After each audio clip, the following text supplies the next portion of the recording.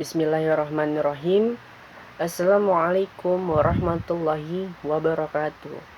Selamat pagi, salam sejahtera, dan salam sehat bagi kita semua. Yang kami hormati Bu Yolanda SSMPD sebagai dosen pengampu mata kuliah penyuntingan dan teman-teman R5G yang kami banggakan. Izinkan kami dari kelompok 4 ingin mempresentasikan materi mengenai kode etik penyuntingan. Adapun anggota-anggotanya yaitu saya Muhammad Nur Hasyanun, lalu ada Alisa Masyita Devi dan Febri Fadilah. Mari kita simak video presentasinya.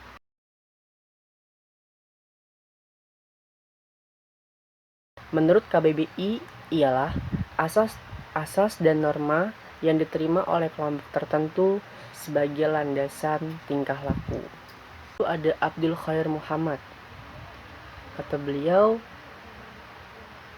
kode etik profesi merupakan norma yang diterapkan oleh kelompok profesi yang bertujuan untuk memberi pengetahuan kepada anggota bagaimana seharusnya menjamin mutu moral profesi di mata masyarakat.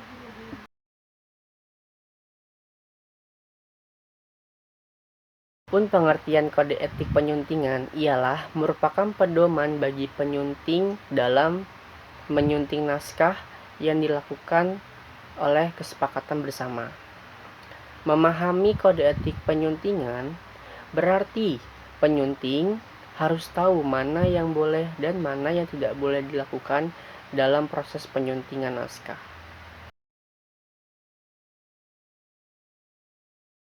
Perkenalkan, nama saya Febri Fadilah dengan NPM 2019-21500-490 akan menjelaskan mengenai hal yang wajib dipatuhi oleh penyunting.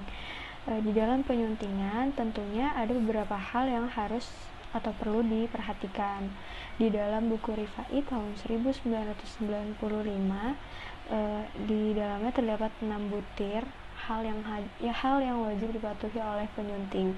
Di antaranya, yang pertama, penyunting naskah wajib mencari informasi mengenai penulis naskah sebelum mulai menyunting naskah. Ini dilakukan agar penyunting memahami kepribadian selera penulis. Ada 3 cara di dalam menghubungi penulis.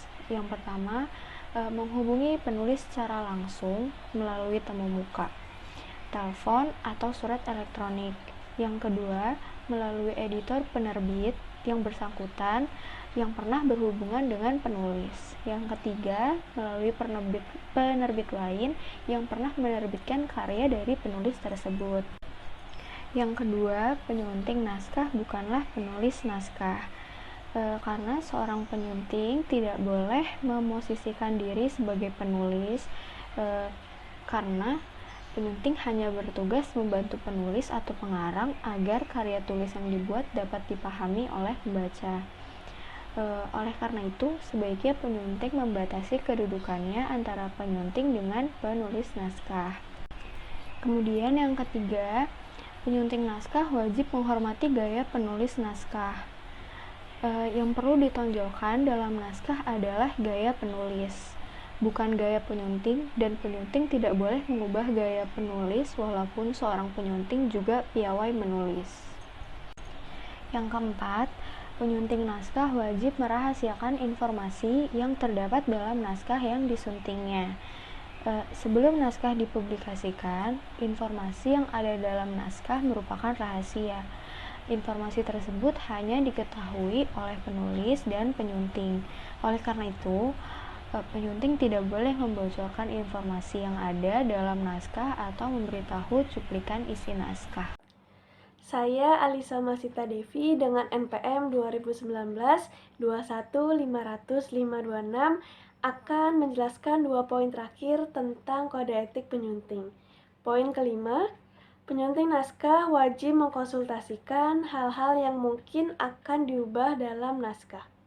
Seorang penyunting naskah wajib mengkonsultasikan hal apa yang akan ia ubah dalam suatu naskah kepada penulis naskah. Seorang penyunting naskah tidak boleh merasa sok tahu pada saat mengubah suatu hal dalam naskah. Jika hal ini terjadi, maka hal ini akan merugikan penulis hingga penerbit. Poin ke-6, penyunting naskah tidak boleh menghilangkan naskah yang akan, sedang atau telah ia sunting. Seorang penyunting naskah wajib menjaga baik-baik naskah yang dalam tanggung jawabnya.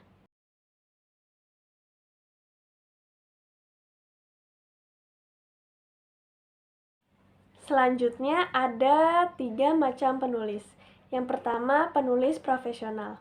Naskah yang dikirimkan oleh penulis profesional biasanya jarang ditemukan kesalahan atau dapat dikatakan bahwa naskahnya sudah matang. Hal ini membuat para penyunting lebih mudah dalam menyunting naskah yang penulis profesional kirimkan.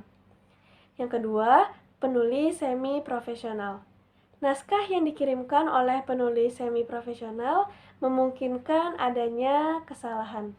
Hal ini membuat para penyunting harus bekerja lebih berat dalam menyunting naskah yang dikirimkan oleh penulis semi-profesional. Yang ketiga, ada penulis amatir. Dibandingkan 2 penulis sebelumnya, dapat dikatakan bahwa penulis amatir memiliki kemampuan yang lebih rendah. Hal ini dapat dilihat dari naskah yang penulis kirimkan. Banyak sekali terdapat kesalahan di dalamnya. Hal ini membuat para penyunting harus bekerja keras dan memerlukan kesabaran yang ekstra dalam menyunting naskah yang dikirimkan oleh penulis amatir.